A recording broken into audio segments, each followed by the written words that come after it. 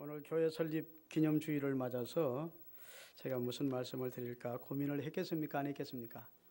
다른 주보다 고민을 좀 했겠죠?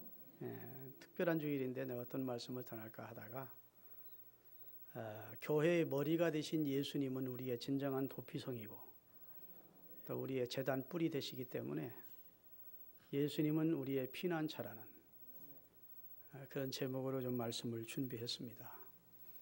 교회가 전하는 분이 누구죠? 교회가 궁극적으로 전하는 주인공이 누굽니까? 예수를 전합니다. 예수님이 하나님의 아들이시고 인류의 구세주이시고 인류의 죄를 속량하신 분이라는 사실을 전해서 그를 통해 믿고 회개하고 구원받게 하는 일을 하는 곳이 교회이고 또 이미 구원받은 성도들이 그 사실을 믿는 믿음의 공동체가 되어 또 이 사실을 힘있게 다른 사람들에게 전하기 위한 힘을 모아 함께 공회를 이루는 것이 하나님의 교회라고 할 수 있습니다. 그러니까 교회가 참으로 하나님 보실 때 소중한 곳이라고요. 할렐루야. 오늘 본문을 좀 설명하면 이렇습니다. 하나님께서 이스라엘 백성들이 가나안 땅에 들어가서 정착하여 살게 될 때에 꼭 그 가나안 원주민들이 세웠던 수많은 성들이 있을 것이라는 겁니다. 그 성을 하나님이 다 차지하게 할 터인데 그 수많은 성들 가운데 요단강을 중심으로 해서 동쪽과 서쪽에 6개의 도피성을 지정하라는 겁니다. 그래서 이스라엘 백성이 나중에 들어가서 6곳에 말씀하신 대로 도피성을 만드는데 서쪽 북쪽에 게데스 성, 중앙에 세겜성, 그 다음에 남쪽 헤브론 성을 지정을 합니다.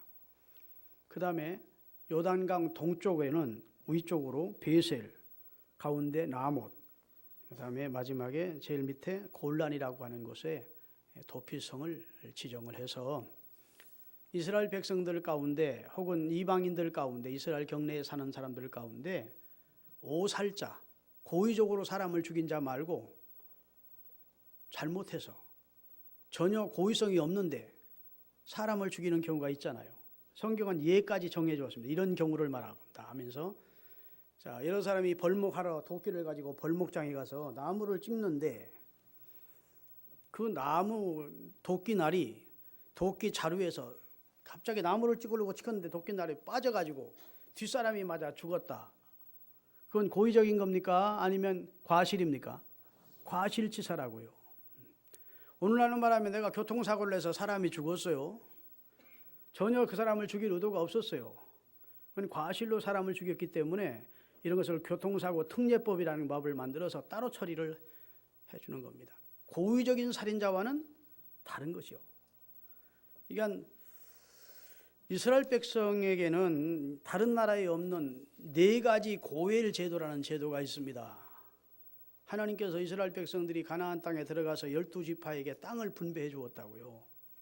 그리고 그 땅을 지키고 가문을 지켜가기 위한 고엘 제도를 지정해 주셨습니다. 그 첫 번째는 따라합시다. 만일 가까운 친척이 땅을 팔아야 될 경우, 그런 경우가 있을 거니라. 그러면 그 집이 정말 망해서 땅을 팔아야 될 경우가 됐으면 할 수 있는 대로 친척들이 그 사람이 땅을 팔지 못하도록 땅을 팔지 않아도 생활할 수 있도록 그 사람에게 물질적인 지원을 해주라는 겁니다.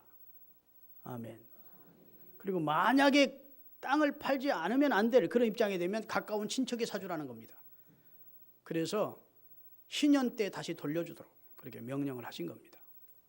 두 번째 고엘 제도는 만일 가까운 친척이 다른 사람의 종이 되었을 경우, 노예가 되었을 경우 그 자유를 되찾아주고 속량할 의무가 있습니다. 돈을 빚을 못 갚아서 다른 사람의 노예가 됐어요. 종이 됐어. 그러면 가까운 친척이 그 사람의 생명값을 치르고 대속해 주라는 겁니다. 참 좋은 법이죠. 세 번째, 만일 가까운 친척이 상속자가 없이 죽었을 경우 그의 친척이 그 아내와 그 과부된 그 아내와 결혼을 해서 가문의 대를 내가 아들을 낳았어요. 그럼 내 자식을 올리지 말고 원래 그 남편, 그 여인이 자기 지금 부인이 했지만 과거에는 다른 남자의 부인이 아니겠습니까? 가까운 친척 아무개의 부인이었으면 이 사람과 결혼을 해서 내가 아기를 낳았으면 내 아들로 올리지 말고 사람의 죽은 그 사람의 장자로 이름을 올려주라는 겁니다. 그래서 그 이름이 계승되도록 해주라는 거예요. 아멘. 그리고 가까운 친척이 결혼을 하라는 겁니다. 그래서 보아스라고 하는 사람이 룻과 결혼하게 될 때 룻기서를 보면 기업 물을 자가 나 외에 한 사람이 있다. 그 사람에게 물은 다음 그 사람이 기업을 물겠다 안 하면 내가 너와 결혼을 하겠다 하는 내용이 나와요. 이게 무슨 소리일까 싶을 때 바로 이스라엘의 고엘 제도를 말하는 겁니다.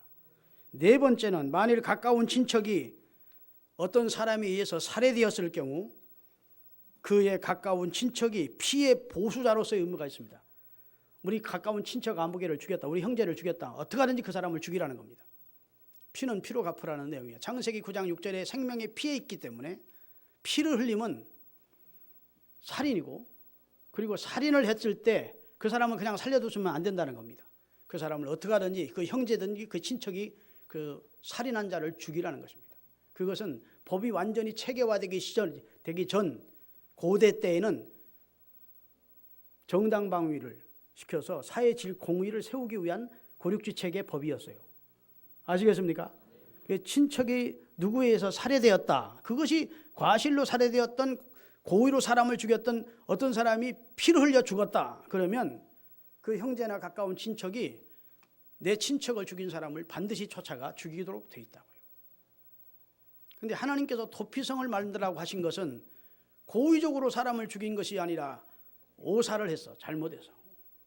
그래서 과실로 사람을 죽였을 경우는 그랬던 어쨌든 가까운 친척이 죽은 그의 형제들은 분해서 내 가족을 아무개가 죽였으니까 과실로 죽였던 고의로 죽였던 그 사람은 내 원수라고요. 그러니까 쫓아올 것이라는 겁니다. 쫓아올 때 빨리 하나님이 명하신 그 6개의 도피성 중에 가장 가까운 도피성으로 피신하라는 겁니다. 그것은 사람이 하루길 이하에 하루길 안에 다 도착할 수 있는 곳에 만들라고 하나님이 말씀하기 위하여 6군데를 지정해 준 겁니다. 그래서 뛰어가면 다 하루 안으로 도착할 수 있는 곳, 그리고 그곳으로 가는 길을 잘 닦아 놓으라는 겁니다. 왜냐하면 돌부리에 걸려서 넘어진 상태에서 피해 보수자가 쫓아와 사람을 죽일 수 있지 않느냐는 겁니다. 그러니까 성경에 보면 도피성으로 가는 길을 잘 닦아 도망하는 자가 돌부리에 걸려 넘어지지 않도록 해주고, 그 다음에 가까운 곳에 도피처를 만들어서 그 생명을 보존해 주라는 겁니다. 그래서 그가 성으로 뛰어 들어가서 내가 전혀 고의성이 없이 사람을 죽였습니다, 제사장님.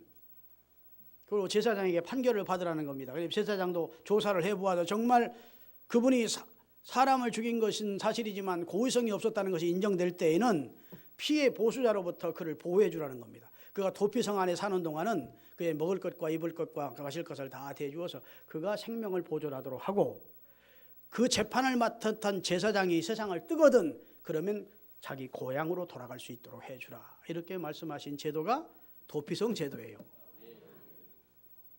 이 도피성 제도 속에 하나님의 자비와 사랑이 담겨 있는 겁니다. 아멘. 비록 살인한 죄인일지라도 함부로 사람을 해할 수는 없다. 그래서 그가 용서받을 수 있는, 구제받을 수 있는 기회를 하나님이 주시는 겁니다. 오늘날로 말하면 과거에도 성경은 인도주의 사상이 팽배했음을 하나님의 말씀을 통해서 확인할 수 있는 줄로 믿습니다. 그래서 6곳의 도피처를 만들고 도피처로 가는 길을 잘 닦고, 너희 중에 중죄를 범하여 살인한 자가 있거든 그리로 피신해서 제사장의 판결을 받기 있고, 그리고 고살자는 물론 거기서 심판을 받습니다만 과실치사로 사람을 죽인 자는 거기서 보호받도록 해주는 그런 제도를 만든 것이 도피성 제도입니다. 아멘. 여러분, 우리나라 제5공화국 시절에 데모가 많았습니다. 데모가 많았다고요. 그때 대학생들이 민주주의를 열망하면서 수많은 데모들이 있었습니다. 경찰과 대치하다가 결국 쫓기면 어디로 피신했죠? 대부분 명동성당으로 들어갔습니다. 명동성당이나 교회로 들어오면 교회는 검찰이나 경찰이 들어오지를 못합니다. 그것은 안전한 곳이라고 생각한 겁니다. 만약 경찰이나 검찰이 성당 안으로 혹은 교회 안으로 피신해 들어왔는데 총 들고 칼 들고 성전 안에 막 구둣발로 들어왔다? 세계 여론이 가만히 있질 않는 겁니다. 또 세계 교회가 가만히 있질 않는 겁니다. 그것은 죄인이 피신하여 보호받을 수 있는 곳이 그래도 하나님의 성전이라는 겁니다. 그런 개념이에요. 지금 이스라엘도 죄를 범했을 때 당장 피해 보수자로부터 생명을 위협받을 때에는 빨리 도피성으로 피신해서 판결을 받기까지 거기서 생명을 보존하라는 제도를 하나님이 말씀해 주신 것입니다. 할렐루야. 여러분, 창세기 9장 5절 6절을 띄우겠습니다. 같이 읽겠습니다. 내가 반드시 너희의 피, 곧 너희의 생명의 피를 찾으리니 짐승이면 그 짐승에게서, 사람이면 그 사람의 형제면 그에게서 그 생명을 찾으리라. 다른 사람의 피를 흘리면 그 사람의 피도 흘릴 것이니 이는 하나님이 자기 형상대로 사람을 지으셨을 겁니다. 이 말은 무슨 말이에요? 살인하지 말라는 말입니다. 생명의 피에 있기 때문에 하나님이 지으신 인간의 생명을 함부로 살인하지 마라. 만약 살인을 했으면 너도 그에 상응하는 보상을 받아서 너도 죽어야 된다. 이게 이제 당시 이스라엘의 율법이고 공의였다고요. 그런데 살인을 하게 됐어요. 원치 않는 살인을 하게 됐어. 그러면 이거 죽어야 돼. 그런데 하나님은 피할 길을 내신 겁니다. 할렐루야. 그래서 도피성으로 피신해서 재판장 대신 제사장으로부터 판결을 받고 생명을 보호받도록 해주신 제도가 도피성 제도예요. 그러면 목사님 그건 지금부터 수천 년에 있었던 제도이 지금 우리와 무슨 상관이 있습니까? 상관이 있다고. 여러분과 저도 죄의 삭은 사망이기에 우리는 죄인인데, 여러분 해 아래 새 것이 없듯이 이 땅에 인간은 죄인 아닌 인간이 없습니다. 인간의 의가 어디 있어요? 다 거기서 거기지 다. 여러분 자기 의롭다고 큰 소리 치는 사람 사실은 꼴구배열입니다. 그럴 수 없어요. 인간은 누구나 나는 의롭다, 나는 죄 없다, 나는 깨끗하다 그럴 사람 없어요. 의인은 없나니 하나도 없다는 것이 성경의 선언이고, 그 죄에 대한 값은 무엇이냐? 사망이라는 겁니다. 그럼 이 인류는 다 사망하게 돼 있다고요. 그 죄값으로 멸망하게 돼 있다고요.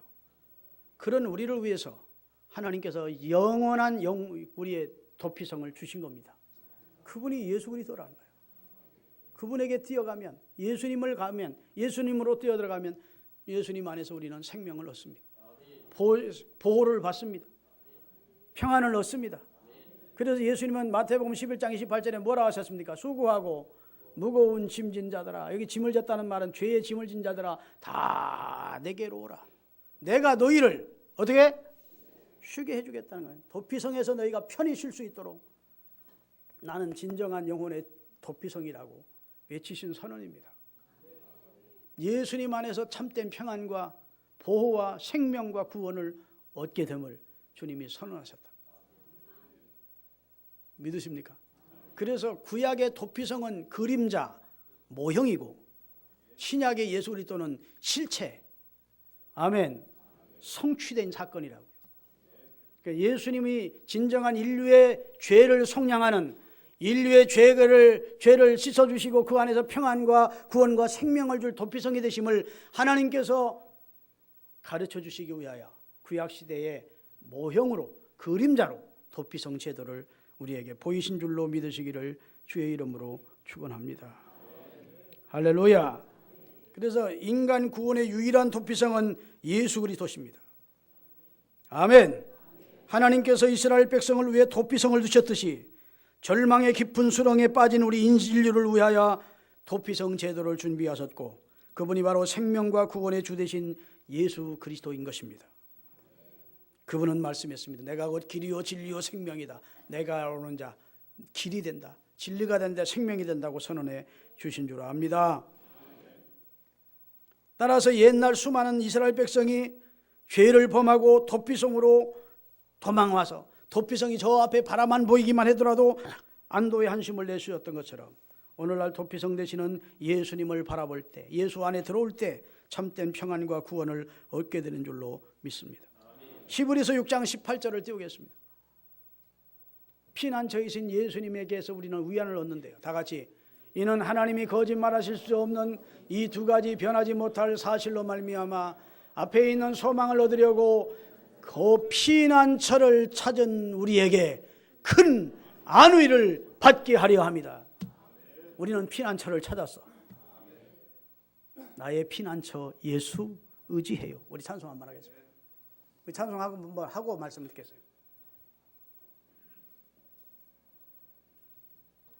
찬송가 띄우세요. 나의 피난처 예수 의지해요. 나의 피난처 예수 의지해요. 나의 가는 길에 거센 바람 몰아쳐와도 나의 피난처 예수 의지해요. 나는 영원히 주님 사랑해요. 나는 영원히 주님 사랑해요. 어떤 것도 나의 사랑 끊을 수 없네. 나는 영원히 주님 사랑해요. 아멘. 아버지 날 사랑하시니 나의 모든 것 주께 드려요. 아버지 나가 여기 있으니 주님 영광 위하여 써주시. 나의 피난처 예수 의지해요. 피난처 예수 의지해요. 나의 피난처 예수 의지해요. 가는 길에 거센 바람 몰아쳐와도 나의 피난처 예수 의지해요. 나는 영원히 주님 사랑해요. 아멘. 나는 영원히 주님 사랑해요. 감사했던 것과 자의 사랑 끊을 수 없네. 나는 영원히 주님 사랑해요. 아버지 나를 사랑하시니 나의 모든 것 주께 드려요. 아버지 여기 주님 교회 위하여 써주세요. 아멘. 여러분, 이 도피성 제도는 하나님이 만드신 제도입니다. 우리가 그리해달라고 요청한 적이 없습니다. 인간 편에서 하나님 우리를 위해서 도피성 제도를 만들어주세요 이렇게 요구한 적이 없어요. 하나님의 자비하심에서 시작된 제도입니다. 구원은 항상 하나님으로부터 시작이 됩니다. 내가 하나님을 찾는 것이 아니고 먼저 하나님이 나를 찾으신 것이고, 내가 하나님을 먼저 사랑한 것이 아니고 하나님이 나를 먼저 사랑하셨습니다. 아담과 하와는 범죄하고 숨었습니다. 찾아오시는 분은 하나님이에요. 베드로는 예수 3번 부인하고 면목 없어서 비베라 바닷가에서 다시 어부짓하고 있었습니다. 찾아온 분은 예수님이에요. 여러분, 이사야 65장 1절을 보겠습니다. 다 같이. 나는 나를 구하지 아니하던 자에게 물음을 받았으며 나를 찾지 아니하던 자에게 찾아남이 되었으며 내 이름을 부르지 아니하던 나라에 내가 여기 있노라 내가 여기 있노라 해. 너희가 먼저 내가 여기 있다고 한 게 아니야 그 말이에요. 널 구원한 하나님이 여기 있다. 할렐루야. 널 창조한 내가 여기 있다. 하나님이 먼저 우리에게 손을 내밀었다는 거예요. 먼저 말씀을 하셨다는 거예요. 우리를 찾아와 주셨다는 거예요. 그래서 구원은 은혜입니다. 할렐루야. 이 도피성 제도도 하나님이 우리를 위해서 제정한 제도예요. 하나님이 세상을 이처럼 사랑하사 독생자를 주셨어요. 아멘. 그 말은 오늘 본문과 비교하면 하나님이 세상을 이처럼 사랑하사 도피성이신 예수님을 주셨으니 이는 누구든지 그에게 피하는 자는 구원을 멸망하지 않고 영생을 얻으리라는 말씀과 동일한 거예요. 우리 요한복음 3장 16절을 그런 내용으로 한번 외워보십시다. 하나님이 세상을 이처럼 사랑하사 도피성 대신 예수님을 주셨으니 이는 그에게 피하는 모든 자를 멸망하지 않고 영생을 얻게 하기 위해서입니다. 그게 도피성의 진정한 의미인 줄로 믿으시기를 주의 이름으로 축원합니다. 열왕기상 1장에 있는 말씀은 이런 내용이에요. 저를 보세요. 어느 왕조나 마찬가지지만 아버지 왕이 세상을 마치게 될 때에 아들 왕자들 중에서 서로 왕이 되고자 하는 마음을 갖습니다. 그리고 왕권에 대한 욕심들을 내지요. 다윗에게도 왕자들이 많이 있었습니다. 그런데 아도니아라는 왕자가 있었습니다.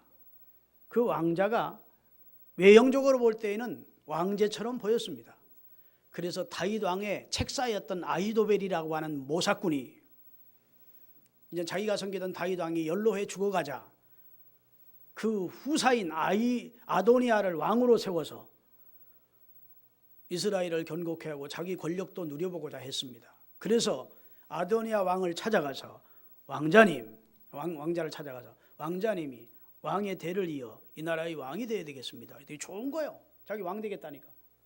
그래서 그를 추종하는 사람들과 더불어 내가 이스라엘의 차기 왕이다 이렇게 선언하고 자기가 왕됨을 온 백성에게 알려버렸습니다. 아직은 아버지 다윗 왕의 목숨이 끊어지기 전이었어요. 지금 노세에서 오늘내일 하는 입장이었는데 그 소식을 들은 다윗 왕이 안 된다. 왜? 하나님의 뜻이 솔로몬에게 있었습니다. 하나님께서 기도하는 다윗에게 이스라엘의 왕위는 솔로몬에게 줘야 될 것을 하나님이 계시해 주셨다고. 그는 평강의 왕이 될 것이라고. 살렘 왕이 될 것이라고. 믿습니까? 그래서 부랴부랴 솔로몬을 불러놓고 제사장들을 청해놓고 기름을 부어 이스라엘의 차기 왕으로 세웠습니다. 그러다 이스라엘의 민심이 다 어디로 향합니까?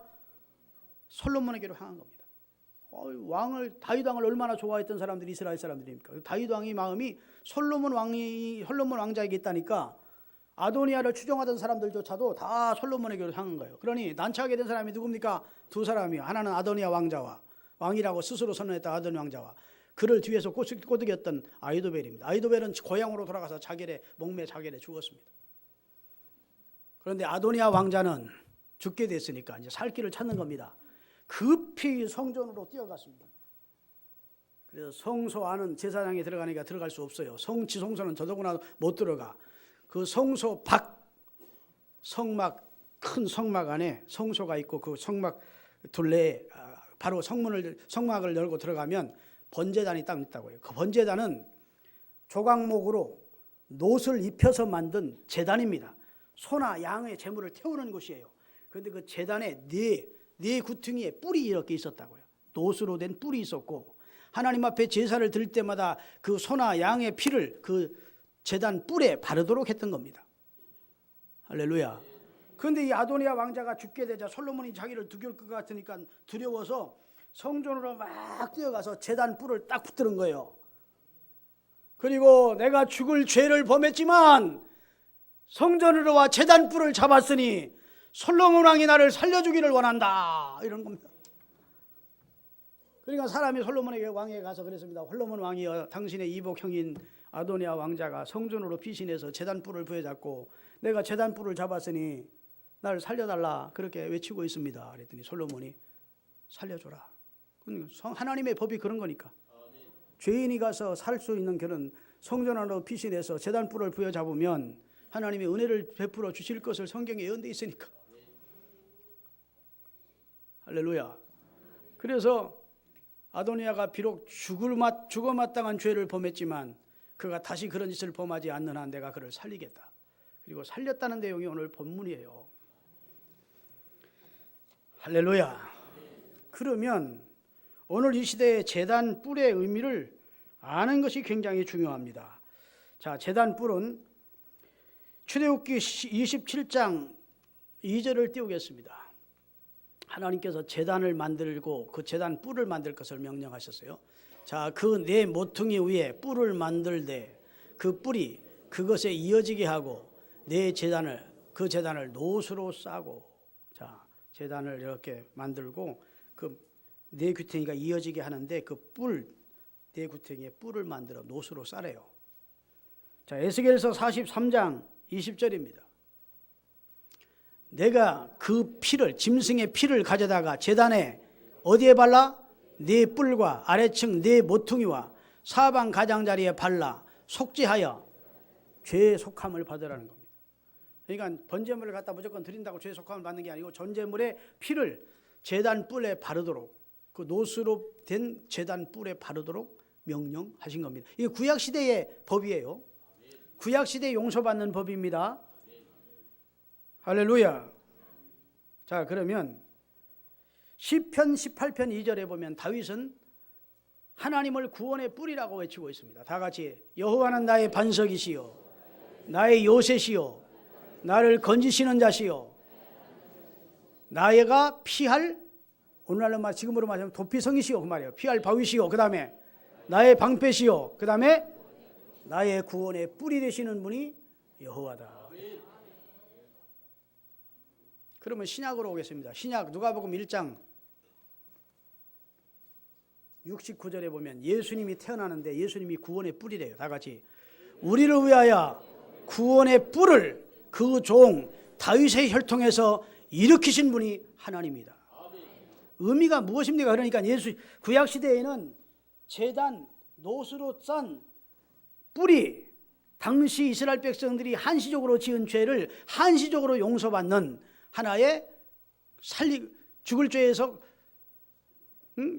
살림받는 길이었다면, 인류의 구원의 뿔로 이 세상에 예언 가운데 이도사인 예수님은 우리의 진정한 제단 뿔이 되신다는 것입니다. 우리의 구원의 뿔이 되신다는 거예요. 할렐루야. 그래서 죄인된 우리가 하나님의 교회에 와서 제단 뿔 되신 예수님을 부여잡을 때 우리가 사는 것입니다. 할렐루야. 총을 잡지 말고 칼을 잡지 말고 보석기둥 잡지 말고 다른 사람 손금 팔섬에 걷어잡고 날 도와달라고 하지 말고 자기가 자기를 격려하면서 살자 살아야 된다 자기를 붙들지 말고 누구를 붙들어야 돼요? 우리의 제단 뿔이 되시는 예수님을 붙들라는 것입니다. 그래야 살 길이 있는, 그래야 평안이 있고 그래야 생명이 있고 그래야 구원이 있다는 것이에요. 오늘날 수많은 간증자들의 간증을 들어보십시오. 죽게 되었는데, 망하게 되었는데, 끝이라고 생각했는데 주님을 붙들었더니 주님이 살 길을 주셨다. 주님이 고쳐주셨다. 주님이 다시 회복시켜 주셨다. 주님이 승리케 해주셨다. 다 그런 간증이라고. 여러분, 문제를 만나거든, 길이 없다고 생각되거든, 사람 만나러 다니지 마시고 주님의 전에 와서 제단 뿔을 부여잡고 주님을 부여잡고 씨름하세요. 약복강에서 이 하나님 붙들고 씨름했던 야곱에게 이스라엘이라는 이름을 주신 하나님은 오늘 또 예수님을 부여잡고 믿음으로 살려고 하는 사람에게 생명의 구원을 주시고 그 어려움에서 구원해 주시고 전인 구원을 체험하게 되는 은혜가 있을 줄로 믿습니다. 예수님은 우리의 구원의 뿔이 되시는 분이, 예수님은 우리의 도피성이 되시는 분이라 믿습니까? 우리 찬송을 한번 해야 되겠어요. 다 찬송가를 보면 그런 내용입니다. 자, 406장 1절 다 펴세요. 1절만 부릅시다. 고난 내 영혼 편히 쉴 곳과 풍랑 일어도 안전한 포구가 계신데 그분이 예수님이라는 겁니다. 다 같이 찬송하겠습니다.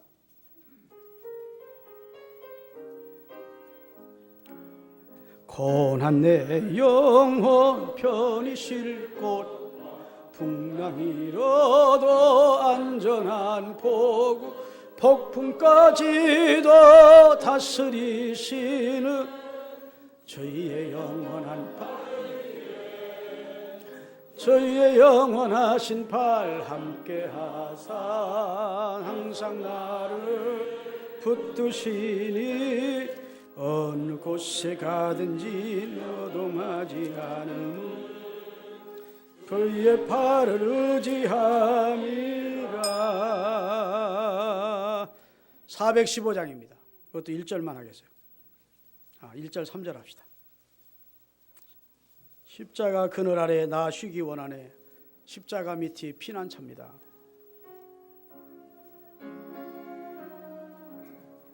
십자가 그늘 아래 나 쉬기 원하네. 저 햇빛이 뜨겁고 또 짐이 무거워 이 광야 같은 상황할 때 십자가의 그늘에 나의 쉴곳 찾던 십자가 그늘에서 십자가 그늘에 나 길이 살겠네. 어쩌면은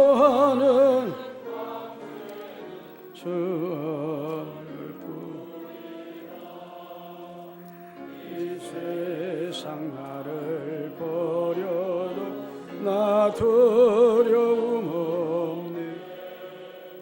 내 한량 없는 영광은 십자가뿐. 이 세상에 가장 안전한 곳은 예수 그리스도 안입니다. 그 안이 진정한 도피성입니다. 그 안에서 용서받고 구원 얻고 평화를 얻고 생명을 얻고 하나님이 주시는 놀라운 은총을 경험하게 되는 줄로 믿습니다. 한 번만 더 하겠습니다. 419장 이 찬송은 1절부터 3절까지 하나님 앞에 여러분이 다 특송한다 생각하고 독창한다 생각하고 부르겠습니다.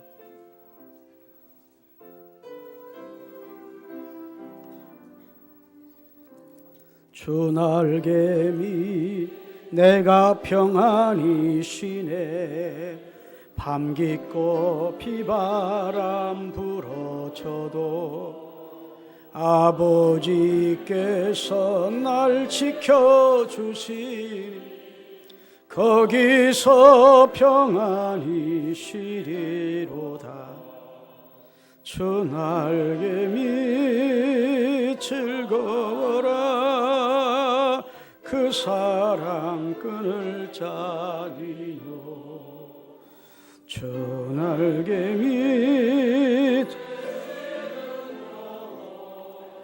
영원히 거기서 주 날개미 나의 도피성 되니 거기서 쉬기를 원하노라. 세상이 나를 위로치 못하나 거기서 주 날개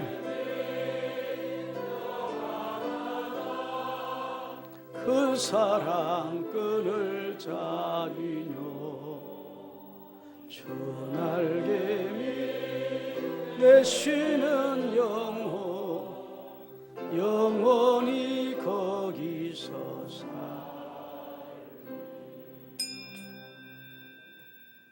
여러분, 오늘 이 설교가 상당히 깊은 진리를 담고 있는 내용입니다. 주님은 우리의 진정한 도피성이다. 주님은 우리의 제단 뿌리시다. 구원의 뿌리시다. 이걸 확실히 믿고 주님 붙들고 승리의 삶을 사시고 주님 안에서 평안을 누리세요. 1절 한 군데만 더 하겠는데 408장입니다. 제가 참 좋아하는 찬송이에요. 나 어느 곳에 있든지 늘 마음이 편하다. 1절.